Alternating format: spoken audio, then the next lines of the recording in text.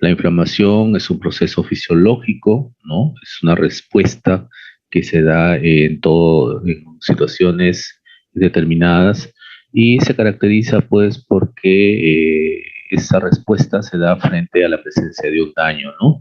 Ese daño puede estar provocado por factores lesivos, ¿no? Que pueden ser externos o también en respuesta a factores internos, ¿no es cierto?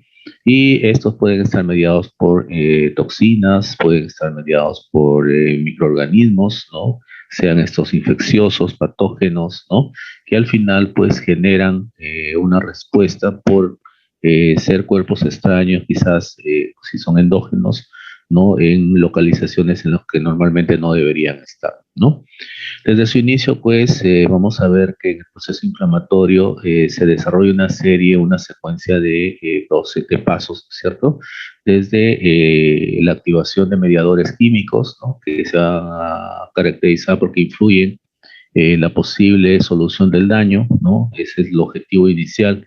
Y también finalmente después de que se resuelve, ¿no? A través del proceso inflamatorio, ocurre la reparación del tejido y la cicatrización, ¿no? Entonces, son etapas que se dan en ese orden, ¿sí? Y tienen que ver mucho en todos los procesos inflamatorios. Vamos a ver que la inflamación puede ser tanto aguda como puede ser crónica, dependiendo del tiempo, ¿no? En este caso, la inflamación aguda va a ser una respuesta de tipo inespecífico, ¿no? Y cuando hablamos de tipo inespecífico, quiere decir de que no sabemos cómo el organismo va a responder, ¿no? Frente a un evento determinado. En algunos casos la respuesta puede ser equilibrada, ¿no? Es en la mayoría de los casos en relación a la presencia pues, de un cuerpo extraño o de una situación determinada, pero en muchos casos puede haber una respuesta exagerada, ¿no es cierto? O también una respuesta mínima, ¿no? Que al final esto nos va a generar pues patologías determinadas, ¿no? La principal característica de la reacción inflamatoria, en este caso aguda, ¿no? Es la respuesta vascular, ¿no? De ahí va a partir a través de los vasos, sabemos que circulan, ¿no? En este caso las células blancas, los leucocitos, que son los principales actores, ¿no? Que dan inicio justamente a este proceso inflamatorio, ¿no? Por eso se denomina respuesta vascular y celular, ¿no? Luego vamos a ver que la principal célula, en este caso de los leucocitos, ¿no? La que va a tener eh, un lugar principal, ¿no? En la respuesta inflamatoria, van a ser los neutrófilos, ¿no? Los neutrófilos y en el caso de la inflamación crónica, vamos a ver que vamos a tener principalmente a los macrófagos, ¿no? Entonces, cuando hablamos de una respuesta aguda, ¿no? Inflamatoria, acordémonos siempre de los neutrófilos, ¿no? Polimorfonucleares, y en los casos de inflamación crónica, los macrófagos, ¿no? Dentro de la clínica de la inflamación, ¿no? Hubo en la historia, ¿no? A este señor de apellido Celsus, ¿no? Quien marcó un punto dentro de la historia, pues justamente de los estudios que se realizaron en relación al proceso inflamatorio, ¿no? Este señor Celsus, ¿no?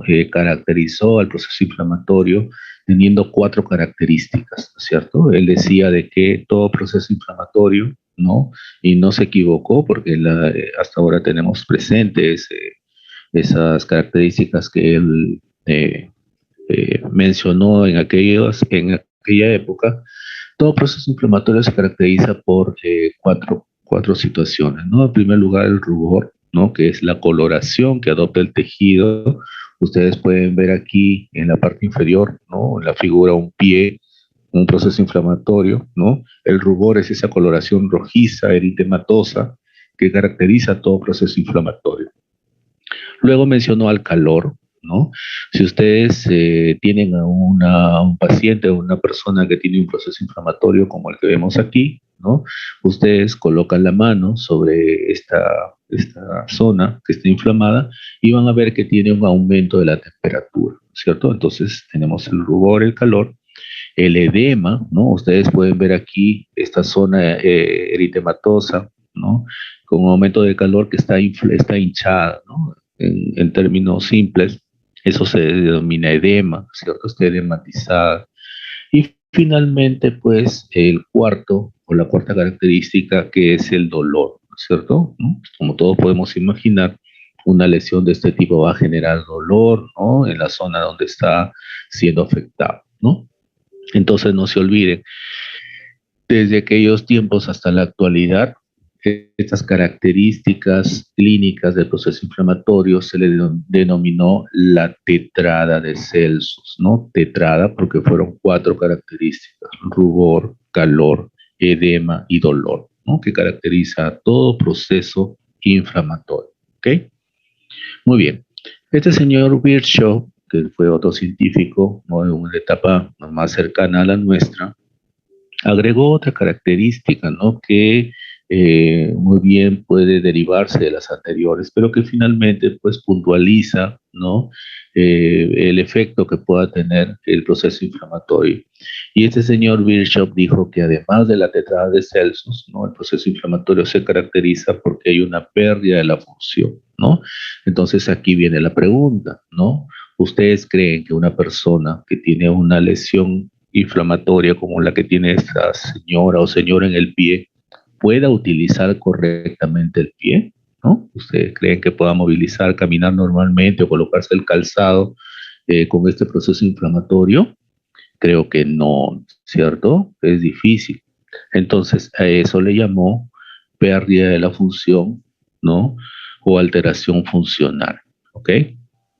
De igual manera, ustedes pueden ver aquí en el lado derecho, ¿no? Esa mano con procesos inflamatorios a nivel de las falanges, ¿no? Proximales, en las cuales pues tiene todas las características del proceso inflamatorio, ¿no? Son zonas eritematosas, edematizadas, ¿no? Quizás con aumento de calor y dolorosas también a la persona. Entonces, esta persona también, teniendo en cuenta lo que mencionó Bishop, ¿no?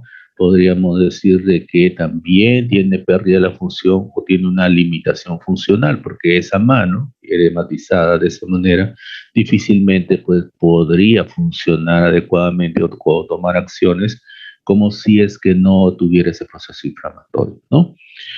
Entonces es importante que recordemos eso, ¿no? La tetrada de Celsus, ¿sí? Y lo que agregó Bishop, que es la limitación funcional, ¿ya? No se olvide. Muy bien, entonces aquí podemos ver que el enrojecimiento, pues, o el eritema que se produce y caracteriza todo proceso inflamatorio, está acompañado, pues, de edema, ¿no? Como habíamos visto, y ese resultado, ¿no? Estos dos preceptos, del eritema y del edema, ¿no? Dan como resultado, son un resultado de lo que ocurre dentro del proceso inflamatorio como la vasodilatación, ¿no es cierto? Vamos a ver que ocurren varios procesos, ¿no? Varias secuencias, dentro de ellos, pues la vasodilatación es la responsable de esa zona eritematosa, ¿no? Y edematizada, ¿no? Además de eso, pues hay un aumento de la permeabilidad vascular, ¿no? Y sabemos que cuando hay un aumento de la permeabilidad vascular, ¿qué es lo que ocurre? El líquido se extravasa al intersticio, ¿no es cierto? Y que genera como consecuencia edema, ¿no? Edema. Eso ya lo hemos visto en fisiología, creo que quedó bastante claro, ¿no? El dolor provocado por la liberación de sustancias, ¿no? También se produce sustancias proinflamatorias, ¿no? Que generan pues todas estas características que estamos mencionando, ¿no?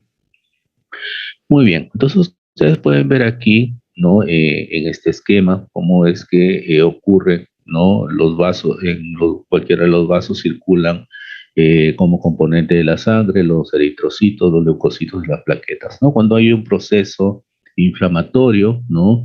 Los glóbulos blancos o los leucocitos, ¿no? Mediante una serie de secuencias atraviesan pues el endotelio vascular y salen al intersticio, ¿no? Para poder participar justamente pues de este evento inflamatorio, ¿no?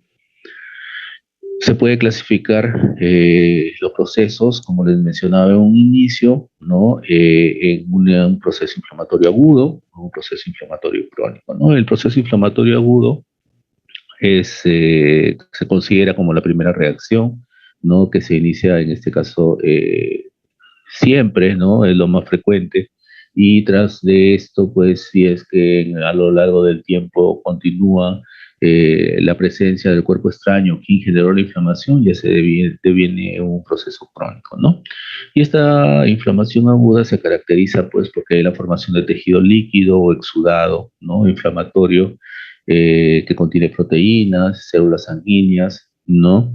Hay presencia de factores lesivos locales, ¿no? Desintegración de tejido lesionado y también, finalmente, como les mencionaba, un inicio, un proceso de reparación y cicatrización con el cual culmina, pues, este proceso inflamatorio, ¿no?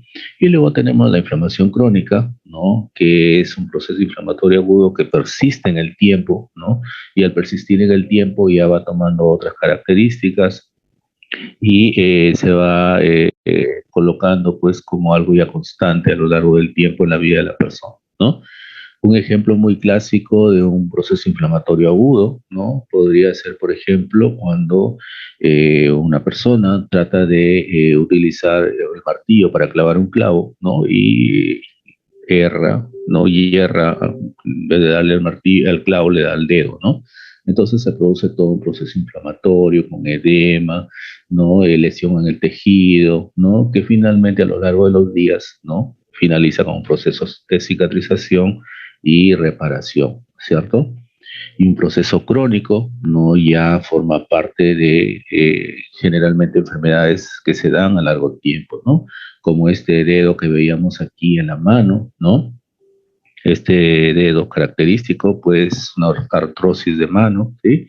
Que puede ser producto, pues, de una artritis reumatoidea, ¿no? O quizás otro tipo de enfermedades autoinmunes, ¿no? Que tienen estas características, ¿no? Y esto ya es un proceso crónico porque difícilmente, pues, se resuelve, ¿no?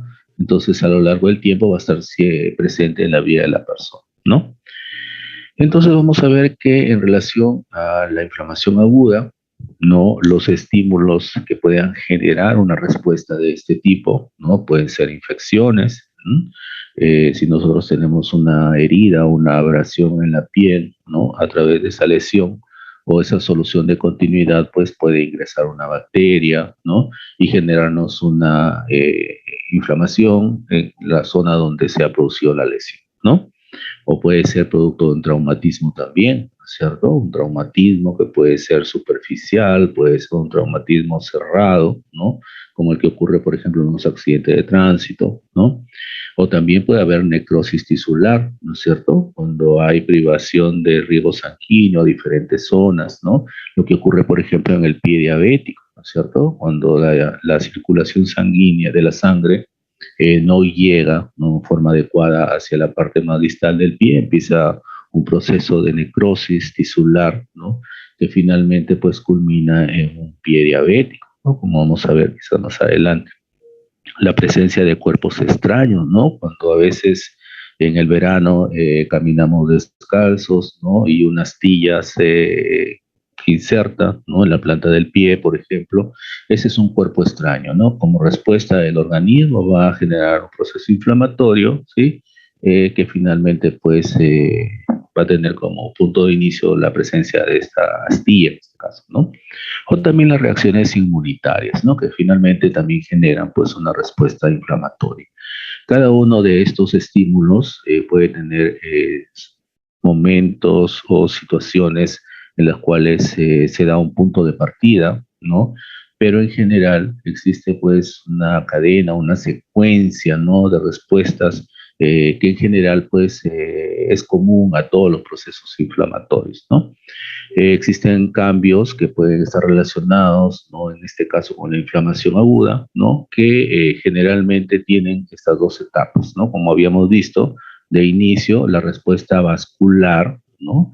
Y luego también una respuesta celular, ¿ya? Entonces, esas son las dos etapas que también coinciden pues en todo proceso inflamatorio agudo.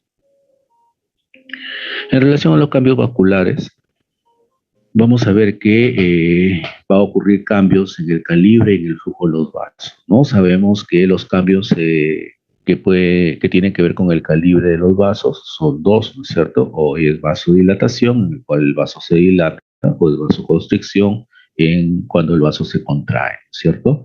Entonces vemos que de inicio vamos a tener una vasoconstricción, ¿no? Que va a ser momentánea y luego pues se va a producir como respuesta refleja, ¿no? Una vasodilatación, ¿sí? Esta vasodilatación que ya va a durar durante todo el proceso inflamatorio va a estar provocada por estímulos tipo químico, ¿no? Y que se caracteriza justamente por darle esa característica